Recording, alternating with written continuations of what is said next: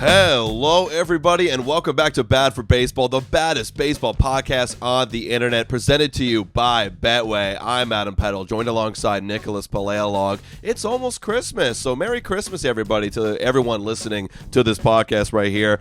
And because it's almost Christmas, the whole hot stove has gone really, really cold right now, except for a couple of nuggets. One really big thing, and this is some drama. Nolan Arenado blocking a trade to the Houston Astros. Who would have thought that, eh?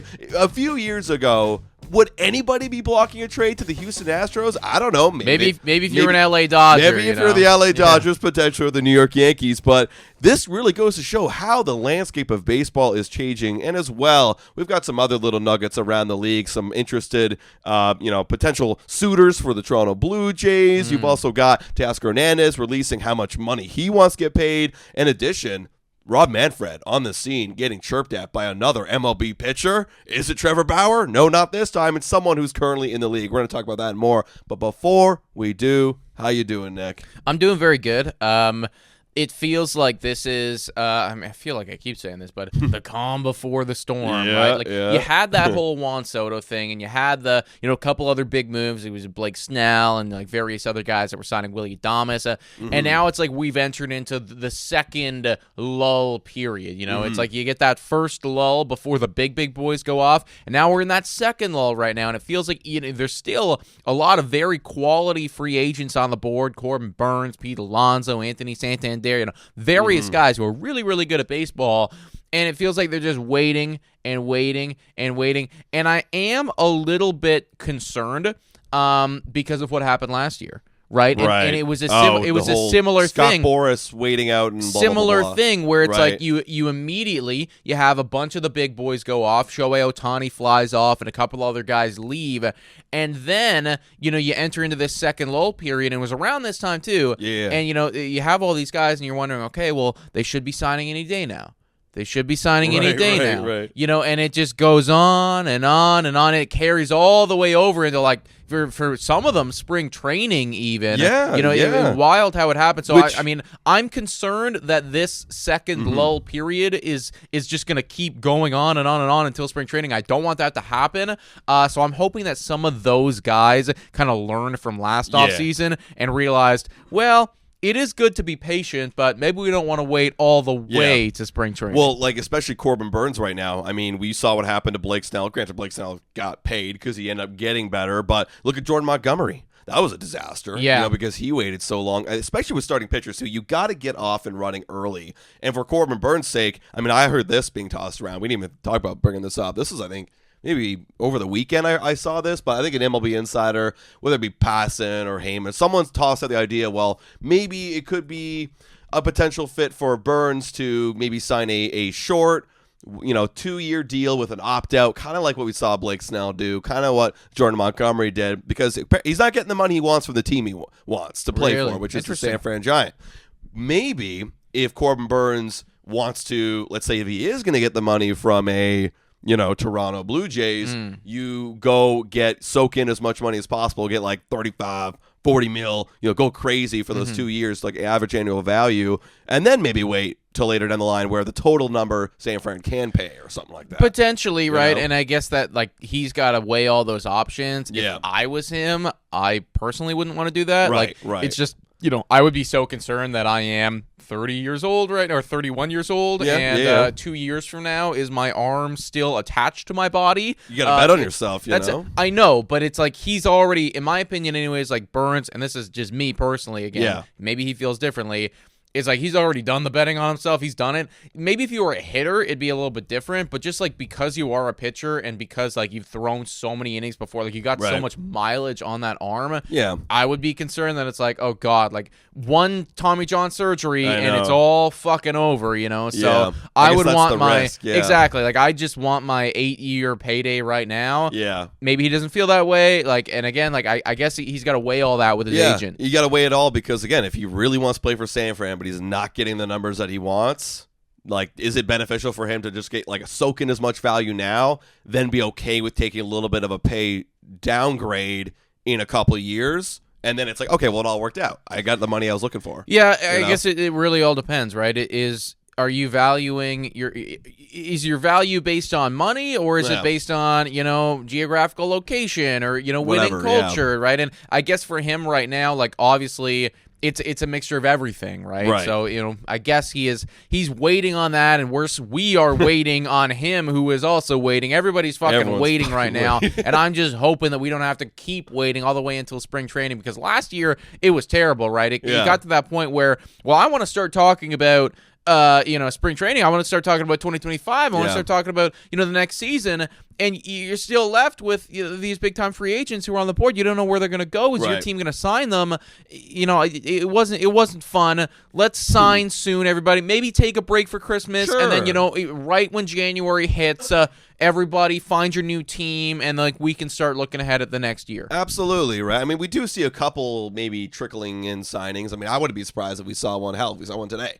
We've seen in the past, some trades that happen, some signings that happen right before the holidays, maybe right after the holidays. But yeah, in January, it's time to go, because there are still a lot of guys. There's Corbin Burnes, right? He's obviously, we just talked about him.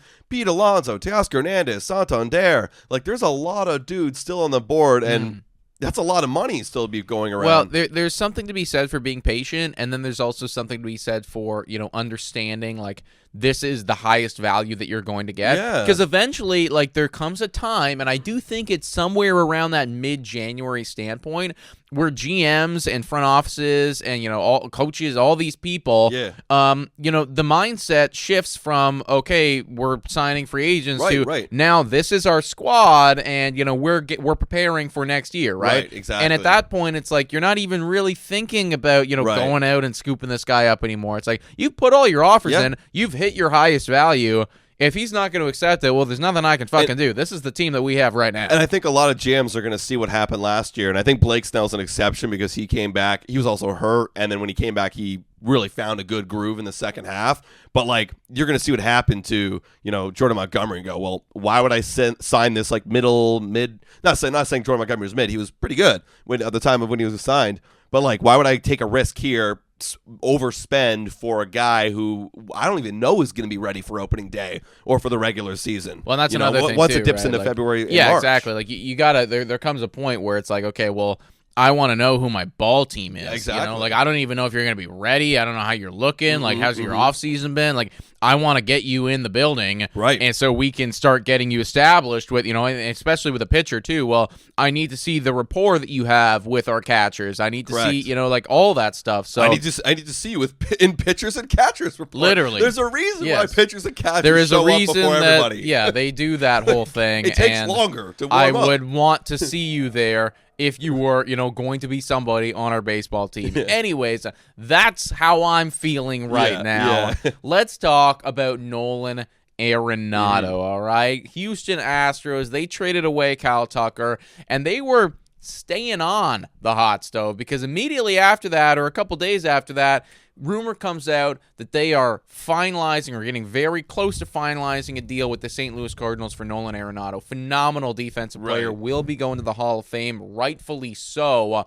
But Nolan Arenado has a no-trade clause. He does. And he can waive that, he can put it in place, and he decided to put that thing in place for these Houston Astros, killing the deal outright. Now, potentially later down the line, maybe he feel differently, but as of today, right now, he is not going to the Houston Astros. Thoughts on Nolan Arenado saying, I want to go to a winning ball club? Yeah, that's kind of wild. I mean, look, like I brought up in the beginning, if you were to tell me 3 years ago that no one wanted to go play, if you called it Houston Astros a losing ball club or not a winning ball club, then that's crazy to me. But I guess when you trade away guys like Kyle Tucker and you're not having Alex Bregman, I mean, Arenado's coming in to replace Alex Bregman. Let's be honest.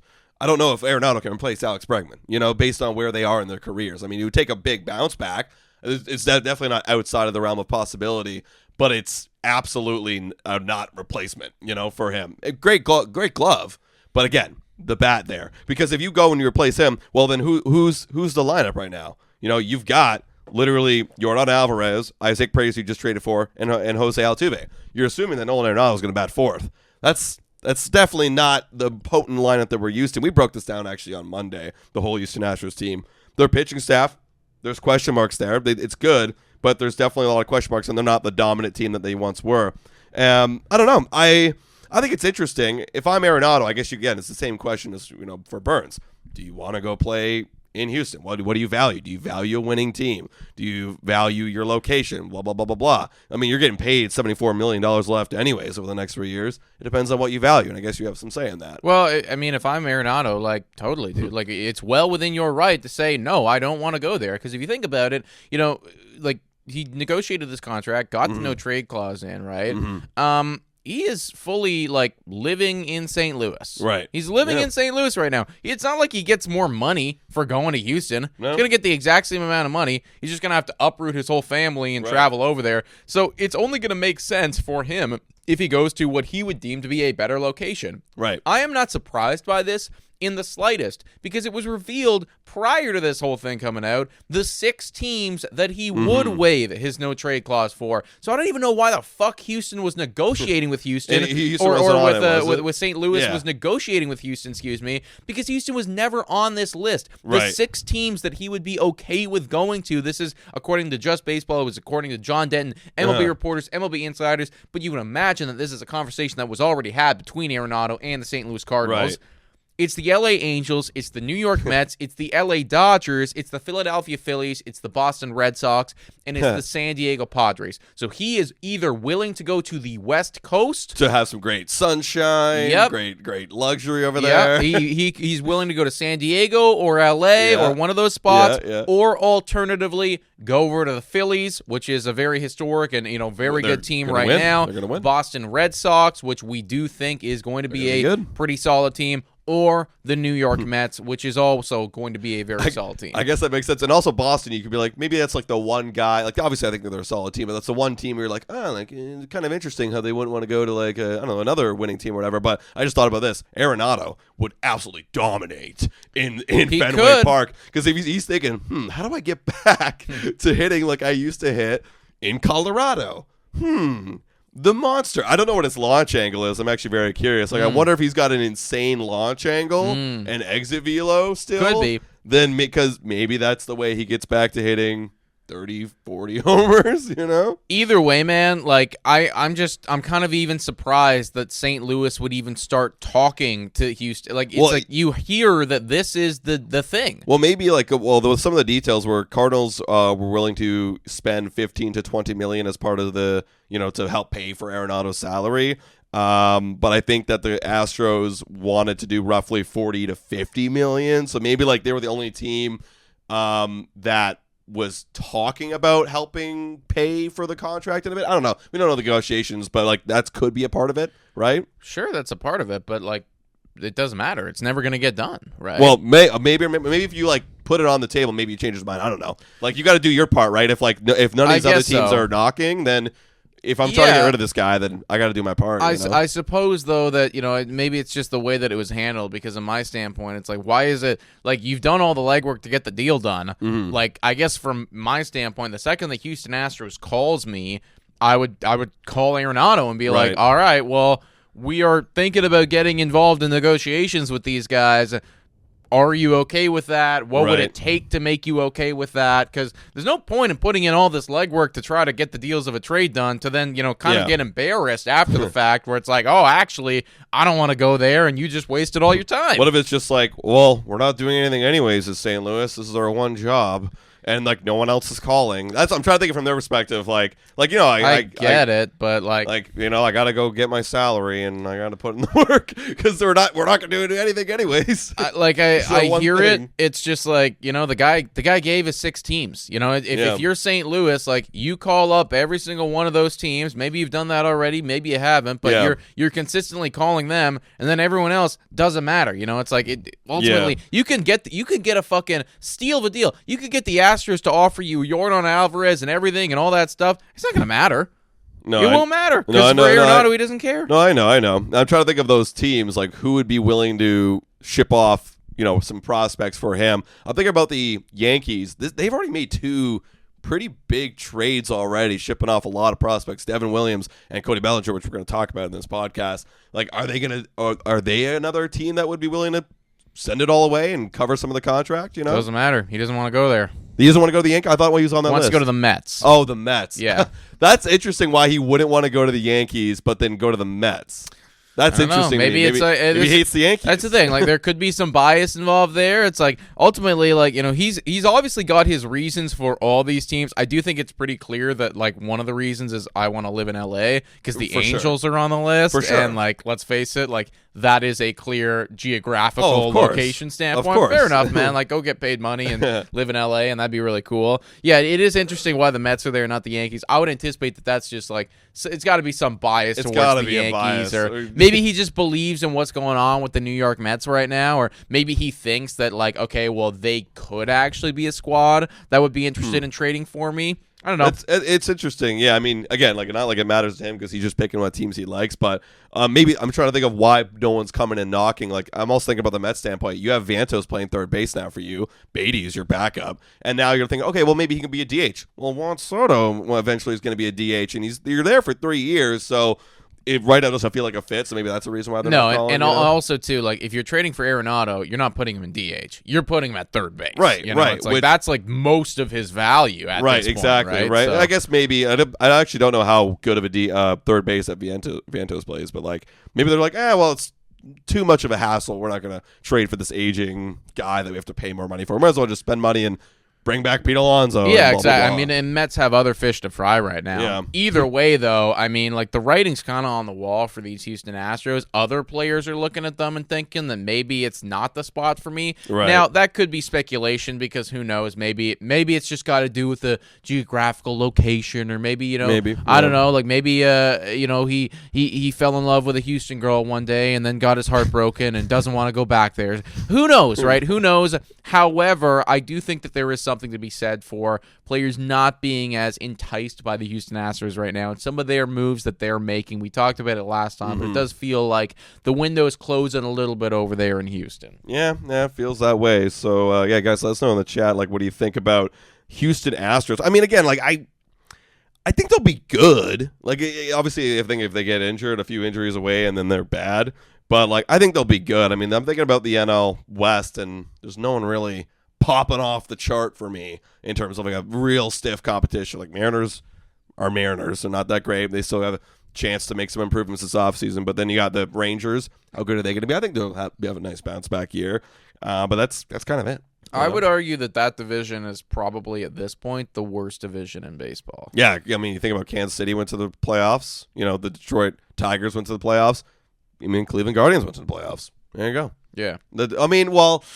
The NL Central worst division of baseball. So that's the thing. Like, those are the two. It's between the American League West or the NL Central. And I would actually argue, I think that at this point right now today, the Central in NL is a little bit better than Houston's division. Really? I guess maybe the Cubs. You got thinking? Milwaukee, who's pretty good. They won 93 games last year, and they're solid. You got the Cubs, who. Yeah, they lost players, but I mean, I just believe in they lost Devin Williams. That's the thing. They've lost so many guys. They lost Corbin Burnes. They've lost other guys. Like the cycle continues with them. So I believe that they'll still be good. You got the Chicago Cubs over there, who I do think are getting better right now. St. Louis is going to be terrible. Yeah, they're terrible. They should be pretty bad right now. I don't even know what the hell the Pirates are. Are the Pirates going to do a thing? Oh God, probably not. Maybe, I don't know. I'm owning the Reds. You got the Reds, yeah. Reds are. I think the Reds are they'll be fine. Yeah, I'll say they'll be fine. You got a lot of fine teams, and how much is that them beating up on the other fine teams? I don't know. It's close. There's an argument to be made, though, that I think that the point being, there's an argument to be made that maybe at this point Houston's division could be the worst one in baseball if they start to fall off. I don't believe in Seattle. Texas, you're asking for a lot of bounce backs right there. And then after that, it's just dog water. I mean, it's like the Angels, like we've been talking about, and the Athletics. Yeah. Which is it's a nothing, 2-0 burgers there. I hear what you're saying. So I guess we'll see. We'll see how it all kind of pans out when it's all said and done. Now, I wanted to transition to this one. I want to talk about this trade because we're on the topics of trades. Cody Bellinger is now a New York Yankee. I mean, Yankees, you got to give them credit, man. Like, they're doing everything they can to patch up this team and putting winning ball club on the field. I mean, from the offense to the bullpen to the starting rotation, you could argue that they're making big moves. I mean, we can talk about Cody Bellinger in a moment, but you add Max Fried, a top starter, huge. You go and trade for, in my opinion, the second best closer in all of baseball, second best bullpen arm in all of baseball. And then they go and they add Cody Bellinger, and apparently they're not making him a first baseman. They're going to make him a center fielder. That also leaves the door open for filling out that infield. They could still get Pete Alonso. They could go, I mean, maybe if he approves of it, go trade for Nolan Arenado. They could get Alex Bregman. That's another guy, right? What do you think about the trade for Cody Bellinger? And do you think this kind of makes their team better? Yeah, well, and then, of course it makes their team better now. But what I was going to say is make their team better even after losing Juan Soto. Wow. Like all the moves they've made right now, do you think that the team is better after losing Juan Soto? So effectively what you're asking is, would I prefer to have Devin Williams, Max Fried, and Cody Bellinger over Juan Soto? Because that's what all Yankee fans, maybe they're trying to convince themselves, but that's what they're all saying. They're like, well, screw Soto. Yeah, I'd rather this. Maybe not. I mean, it's getting closer. It's definitely getting closer, right? I mean, you could make an argument that for right now, today, maybe it's the Fried and the Williams and the Bellinger and stuff like that. Right. I do think it matters what type of Cody Bellinger you're going to get. For sure. Yankee fans are going to convince themselves that it's going to be the type that looks incredible in Yankee Stadium, and he's going to go all the way back to the All-Stars. And dude, I literally saw a TikTok of like a Yankee fan being like, he's hitting 40 bombs this year. Yeah, of course, right? Like they're going to convince themselves that like this is it's going to be that guy, but like I could also very easily see an outcome where it's not that way at all. And, like think about all the other stars that have gone to the Yankees and just not worked out, right? Like look at what's happening with Stanton right now, and look what happened with Anthony Rizzo, and like, DJ LeMahieu's fallen off. Like there's good players that have been to New York that, have gotten bad, and I wouldn't be shocked if that is Cody Bellinger for you. Well, I guess to the Yankee fan standpoint, he won't hit 40 home runs, but of his 18 he hit last year, he'd hit 24 in Yankee Stadium. Which is, again, solid, and that's good. I do think that there's something to be said for the fact that they really didn't have to trade that much to get him. No. They traded this guy named Cody Poteet. I don't even know where he is in their prospect system. He's a guy, and honestly, like they're taking on a lot of the contract of Cody Bellinger, which is the big thing for the Chicago Cubs. Yeah, they did. They just wanted like 25. I guess they got 2.5 taken off of it. Yes, so they did. Yeah, so it's like honestly, like for them, for the Cubs, they just wanted to shed that money, and I get it. It's like, okay, you got your Kyle Tucker, which is like certainly an upgrade over Bellinger. Shed the money and like go and make some other moves. I think it's good for both teams right now. I am again very interested to see what version of Cody Bellinger we are going to get in a Yankees uniform. Because you never know. He could, if he breaks out and he's MVP Cody Bellinger, then fantastic. You did a good job there, Yankees, because that would be your guy. But again, like I think their lineup definitely is still a downgrade, of course. But the pitching is definitely an upgrade, and you can't argue that. And I did some math here. I took all their baseball reference wars, all three of those guys, Soto, Fried, and Bellinger. They total 7.5. Juan Soto, though, is 7.9. Right. So if you want to use WAR as a, if we're comparing apples to oranges because it's pitchers to hitters and all that, then it's around the same. Yeah, it's around the same right now. Again, like it's definitely getting closer, right? Like what would I prefer for next year? But I do think that the version of Cody Bellinger is going to be very, very important, right? Absolutely. Because ultimately, like same thing to be said for, we say this all the time with the Toronto Blue Jays, like, well, you can have the best pitching in the world, but if you don't score any fucking runs, like it doesn't matter, right? Like you got to have a guy that can complement Aaron Judge, because if that guy's the only dude in the lineup, well, I'm going to walk him every single time. I'm going to walk him 4 times a game, right? So Bellinger needs to do something. Yeah, because right now they have him slotted at 4, which makes sense. He's the 4 hitter. He's going to be right behind Aaron Judge. If he doesn't, put up this year, then you still don't have protection for Aaron Judge. That's the thing. Like I still think if you're the Yankees, like this is a good move. Go out and get another guy. Like I don't want to see them do it, but I think that they should. Now, there is a whole other storyline with this Cody Bellinger thing right now, and the fact that, his wife right now it was the former girlfriend of Giancarlo Stanton. So is there going to be drama there? I don't know. Could be. I'm sure that they'll settle it like gentlemen. Sure, yeah. But honestly, I was thinking about this, or I saw a tweet about this the other day. It's like, not like, let's face it, not a big deal. I'm sure, I'm sure it's completely water. It's water under the bridge. Yeah. It's whatever. But that one time when like Stanton's getting changed in the locker room. Oh yeah. And he's hanging loose. See this tweet? It's like, damn. If he's like, massive. He's massive. He's got to be massive. And like probably bigger than you, which let's be realistic. Of course he's bigger than you. He's probably bigger than you. Of course. That's gonna be a tough day. Yeah, right. That's gonna be a tough day when you see that. You go back home. I don't even know her name, sweetie. Yeah.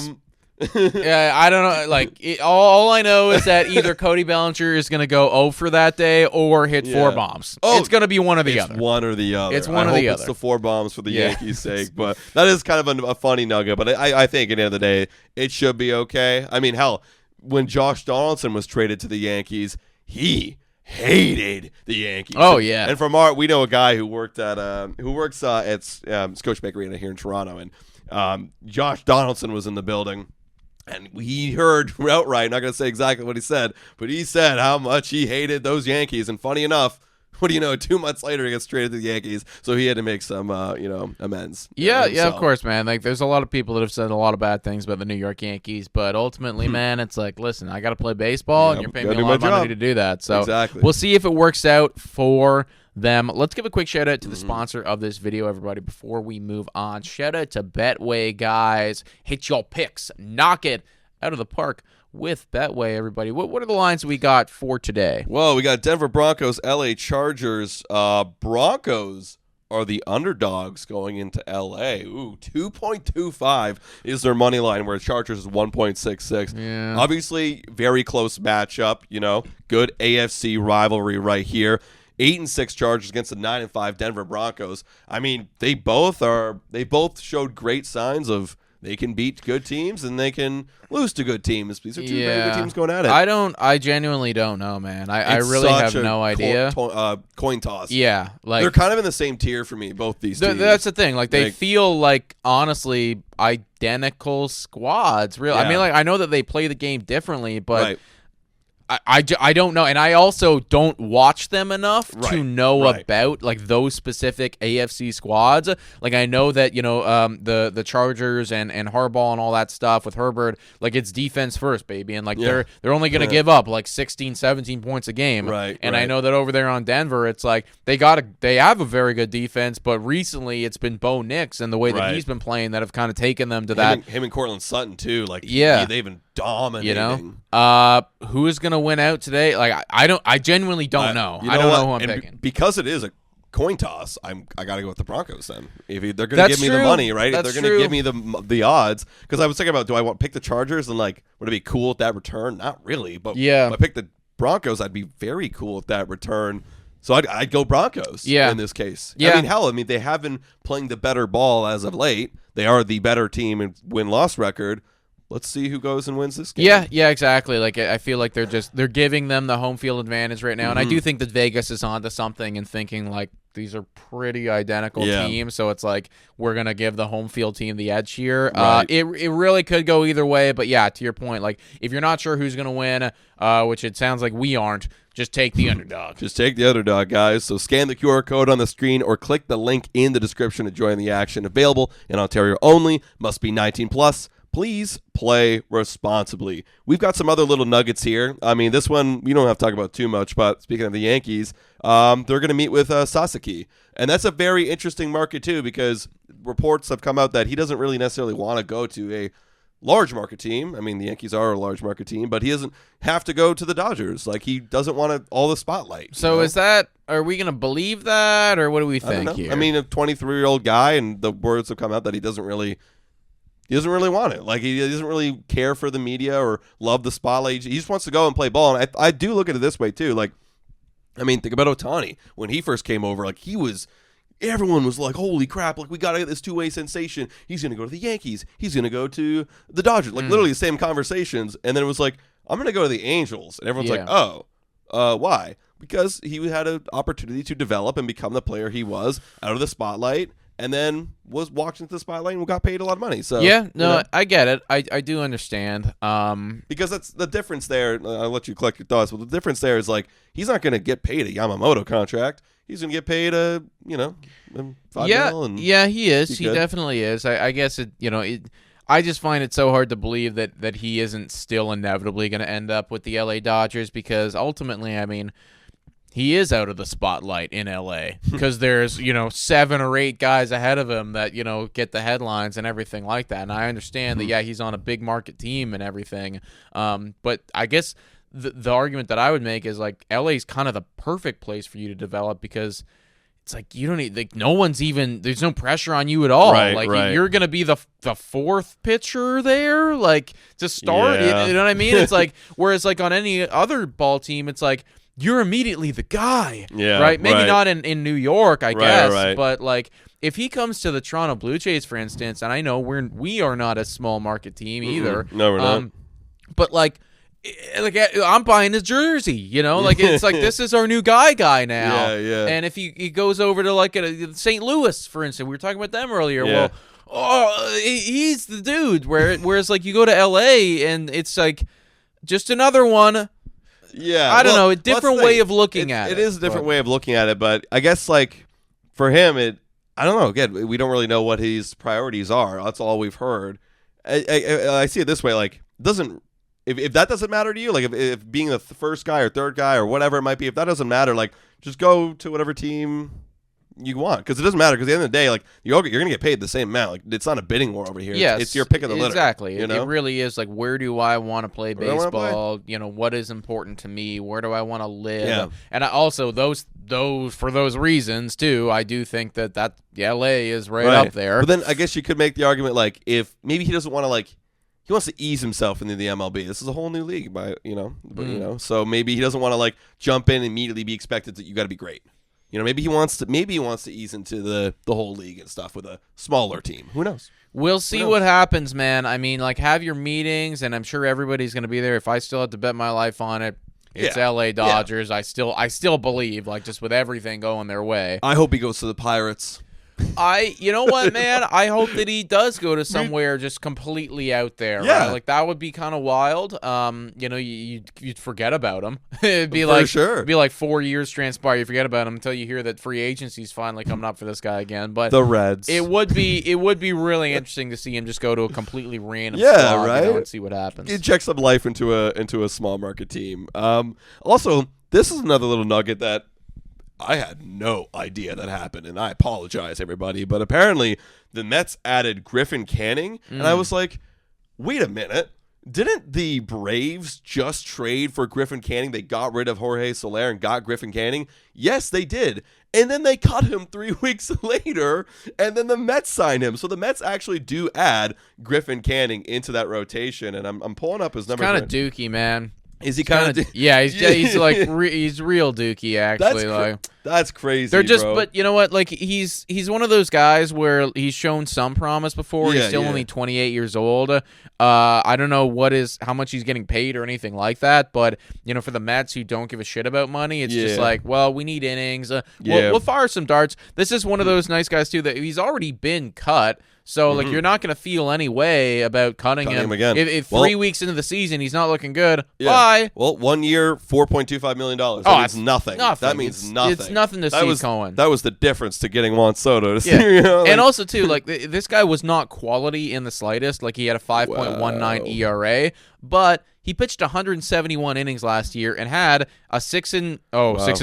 Oh shit. Okay. So he lost a lot of games. Did you read it backwards? 13-6. I read 6-3. Oh. I was like, wow, that's only one. Yeah. A lot of no decisions. Yeah, a lot of no decisions. I was like, interesting outcome there, but no, 6-13, which I guess makes much more sense. Wow. Look, he's not good, but you know what? If you really desperately need innings for cheap, he's a guy. I guess that's what it is, because I'm looking at the Mets rotation right now. They got Kodai Senga, Frankie Montas, David Peterson. Remember that guy they turned into a starter? This is such a weird rotation. Clay Holmes as a starter. Paul Blackburn, who had a 4.66 ERA, and then Griffin Canning is the first guy out of the pen. I think when it's all said and done, there's going to be 2 or 3 more guys that are like eclipsing Griffin Canning. Like I genuinely think that they're going to still go out and sign other dudes. I saw a video out there from, I didn't actually watch the whole thing, but Wardy NYM shout out to him on YouTube. He was talking about how now apparently they're looking at Corbin Burnes seriously, and you know what I mean. Like I don't believe that this guy's going to see that much ball in 2025 unless a bunch of people get injured. And in which case, if this is your guy to handle the injuries, long relief guy out of the pen, you need those. You need those dudes, dude. Like if this is the rotation, and you know, of course they're not done yet, but if they miss out on Corbin Burnes, they're talking about the Mets. You know, there's Flaherty out there. That's definitely a nice quality ad, but like. Then it really starts to drop off, and you're kind of just adding the same tier guys to your rotation. If this is their rotation for the Mets next year, and we can talk about their lineup till their face falls off, but this is kind of poopy. No, I get it. It's not great. Kinda like poopy. it's definitely not what you want to see for a potential World Series caliber squad and a team that's going to have a payroll over $300 million.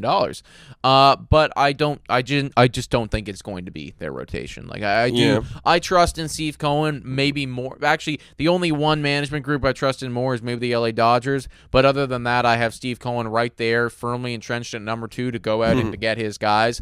He's going to make a trade or make a signing or do whatever it takes to acquire more individuals there.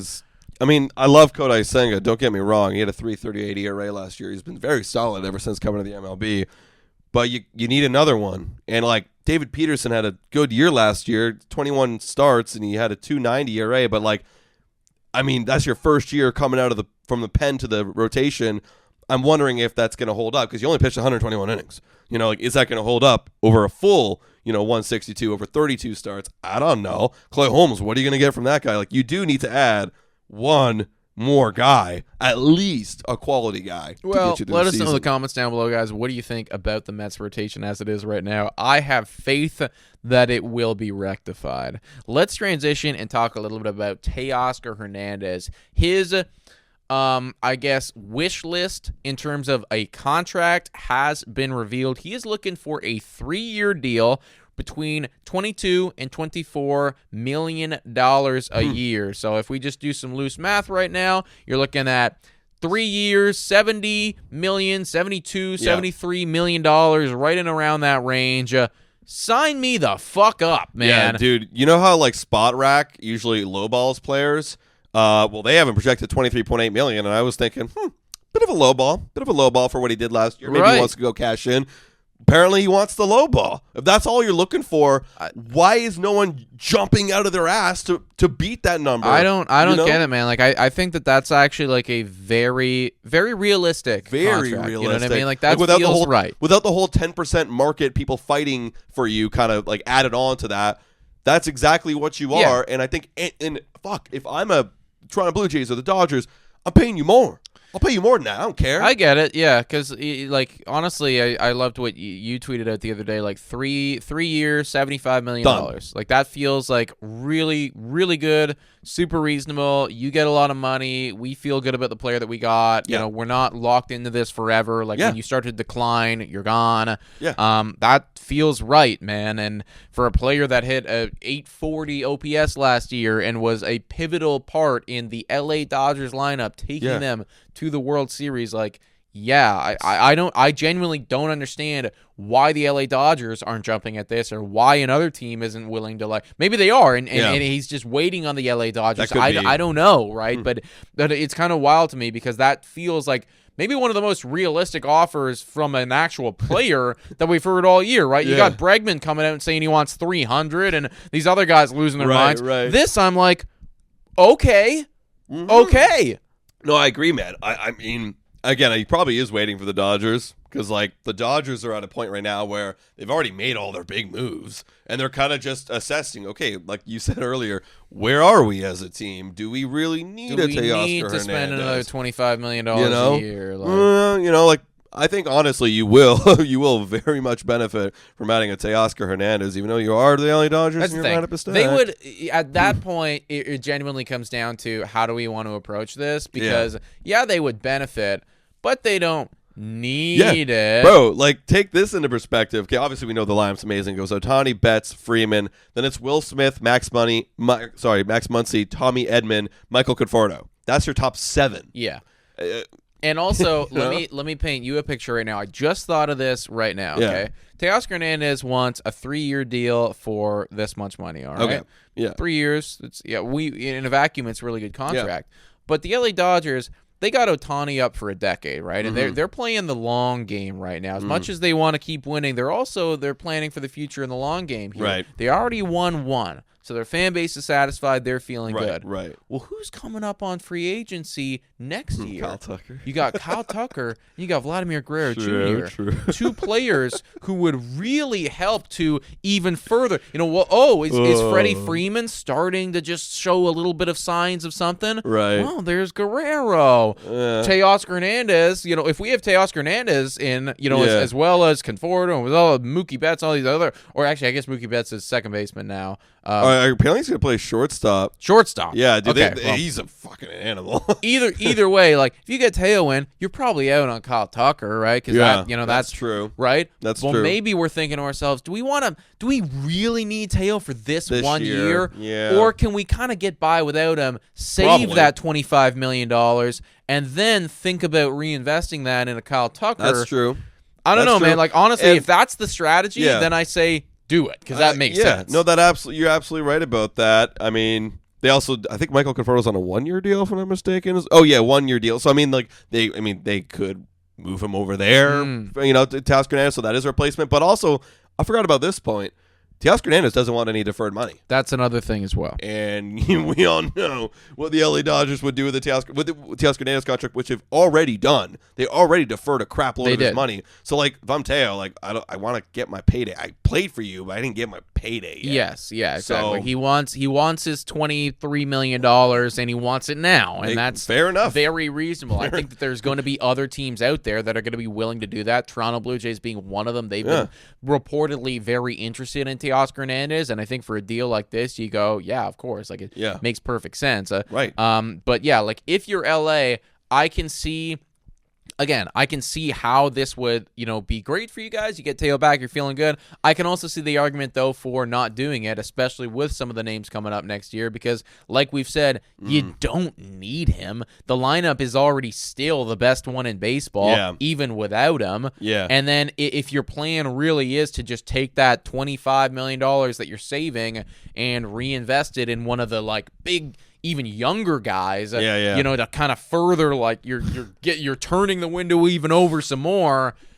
Like, that would honestly be perfect scenario for them. Before changing subjects, going off what you just said, Ohtani, what would that lineup even look like? Ohtani, Betts, Freeman, Kyle Tucker, like Will Smith, Max Muncy. Oh my god! I know, man. It's just stupid video game stuff. It is. It's dumb video game stuff right now. And then also, who's their third baseman? Muncy. Right now, yeah. Okay. So, what do you think they go get Alex Bray? Well, no, I was genuinely thinking, like, because I know the Blue Jays have been reported to, like, be considering moving Guerrero over to third. That's what it have to be, because I'm thinking, even though, like, Freeman may be showing age. I mean, he's still locked up for quite a long time. That's the thing, there. And then you can't put him in a DH spot because that's Ohtani. Yeah. So, I mean, it would be third. That's the thing, right? Cares? So if they were to be interested in Guerrero, they'd have to see that he can do third base this year from the Blue Jay. If he plays a relatively good third base, actually, then if I'm the Dodgers, like, why not, man? Imagine they go get Tucker and Vladimir Guerrero. It's actually not crazy to say that, dude. Like, it is crazy, but it's not crazy. That's like now you have the All-Star team. Yes. Your team is the All-Star team. Like, legitimately, the starting lineup for you is the same starting lineup for the National League All-Stars. Yeah, it's not even, we don't even vote. It's just all Dodgers. And they go and they win that game. That's crazy. No, man, it's stupid, and, like, because they are the way that they are, you got to think that there is that thought process with them, because, you're on the surface level, when we look at the short term, sign Teo back. Right. But when you start thinking about the whole longevity, they're going to win like 5 rings before Ohtani's done. They could win one next year without Teoscar. They could still do. They're still going to be favorited without him. So it's like, well, maybe we really go in the fall. Yeah, right. And then your rotation's better now. that's great. You didn't have that last I year, know, so man. you're already getting better. Who They're cares, already right? getting better regardless. So we'll see what happens Yeah. with Teo. For the Toronto Blue Jays standpoint, I hope that they are thinking about Kyle Tucker next Yeah, year, me and too. that the Blue Jays can swoop in and get this guy. But we'll Right. see how it all pans out. We'll see, man. We'll see. Actually, speaking of the Blue Jays, kind of on the final notes here, they're interested in. This was like kind of the final rumor here on the CBS Sports app website, excuse me. But they're interested in Nick Pivetta. That kind of came out of nowhere. They were interested in Corbin Burnes. They were interested in Max Fried. They were interested in Blake Snell. And now it feels like they're just dropping down the tier rankings here. Who will take our money? Who's going to take it? Oh, and right now we're interested in Nick Pivetta, and I guess you could say he's Canadian, so there's a match there. And you know what? Because he's Canadian, I would love to watch him just for that reason. Because I do love the aspect of having a Canadian starter, Canadian guys, and all that shit. Yes.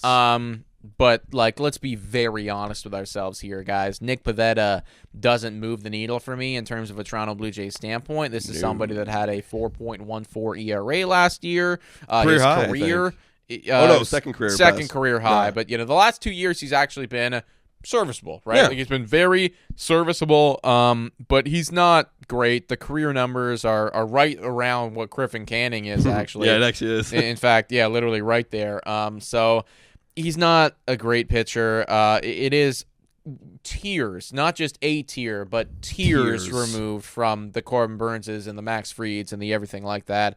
This is somebody that comes in, will pitch some innings. It's probably he had a 6-12 fucking record last year, and I know that wins and losses don't mean a whole lot, but 6-12 isn't great, man. No, and he only pitched 100 and again the last 2 years that he was good, he only pitched 140 innings each. Like this is your fourth or fifth pitcher, and that's what it is, and you're gonna probably lose a lot of games when he takes the mound. Yeah, again 6-12. That's wild, right? Okay, the whip's good, but again, point being is if you're the Toronto Blue Jays, nobody wants their money. Yeah, nobody wants their money is what it comes down to. That's what it is. I think we learned a clear lesson, and maybe as Blue Jay fans, we're thinking wishfully that we would go and we'd drop all the money because we had it all saved up, but the fact of the matter is nobody wants to play for you. Well, exactly, right? It's still possible, but you have to go above and beyond your evaluations, which they don't want to do, right? Well above and beyond. Well above and beyond. Yeah. There's so many things going against, especially American players, for wanting to come and play here in Canada. Even when there was still even when the Blue Jays were good, even after they won 90-plus games, there were still conversations about, well, why would American players want to go play in Canada? Right. Now they're bad. Yeah. And the future is uncertain, right? So now you can't just pay market value. You can't even just pay 10% above market value. Right. You're paying 25% above market value to even get the Corbin Burnes of the world to go, oh shit, maybe the money does talk here. Right. And they're just not willing to do that, and that's why you're having to pivot to a Canadian boy and somebody that is tiers removed from some of the other players. Yeah, and I've been coming to the realization, again, I'm trying to take my bias out of this, but the Blue Jays are not going to be good next year. No, they're not. Because if this is what it is, they end up with a Nick Pivetta, let's face it, more times than not they'll miss out on the Teos and the Santanders of the world. Let's face it, and they end up with a Carlos Santana. Yeah.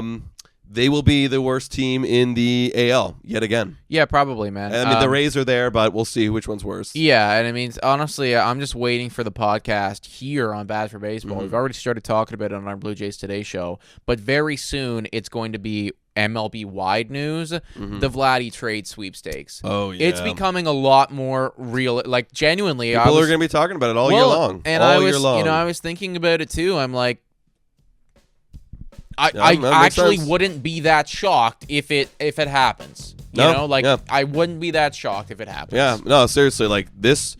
I thought 2024 was bad for the Blue Jays. 2025 could be the worst year ever. Get ready, guys. So that is our podcast right here on Bad for Baseball. If you enjoyed the conversation, guys, hit that like button and subscribe to our channel as we're closing in on 1,000 subscribers. So we'd love for you to join our community, everybody. Yeah, thanks so much for watching, everybody. Hit that like, smash the subscribe button. Happy holidays to all of you, and we'll see you next time. Cheers.